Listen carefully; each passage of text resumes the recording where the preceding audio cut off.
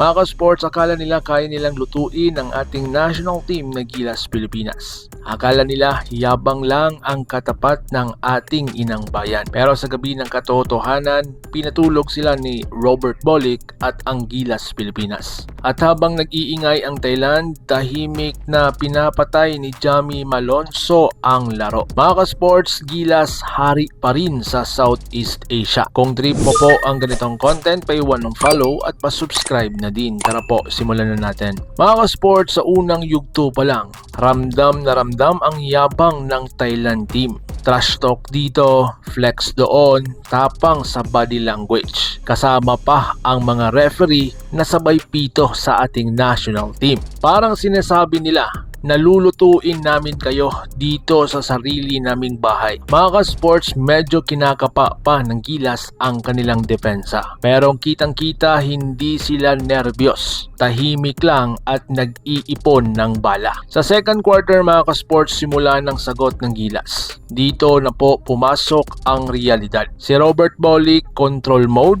hindi nagmamadali, hindi nagpapadala sa emotion, isang tres, isang drive, at isang assist. Habang ang Thailand paingay ng paingay at si Bolick patulog ng patulog ang kalaban. Dito na naman sa third quarter, si Malonzo uminit ng uminit. At kung sino man ang nagtatanong kung sino ang pinaka-physical sa larong iyon, ito na po ang sagot, si Jamie Malonzo.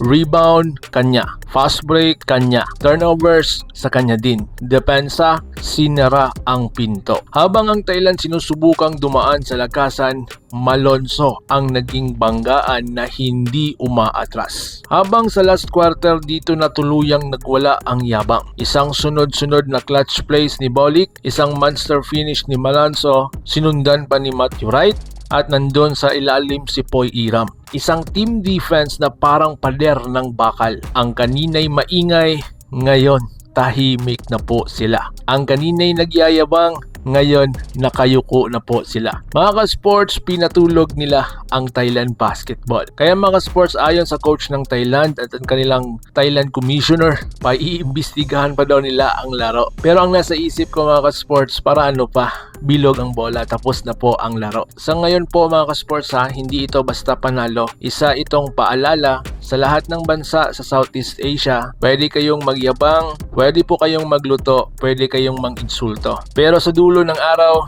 Gilas pa rin ang hari ng Southeast Asia sa basketball. Robert Bolick, Clutch King. Jamie Malonzo, Unstoppable Force. Gilas Pilipinas, champion. Mga ka-sports, kung ipinagmamalaki mo ang ating national team ng Gilas Pilipinas, i-like mo po ang video na ito, i-share mo sa lahat ng fan, i-share mo po sa lahat ng kaparehas nating fan at mga doubters, at mag-subscribe ka at pahit ng bell para sa araw-araw na Gilas updates. So paano? Laban Pilipinas, puso, ingat po kayo.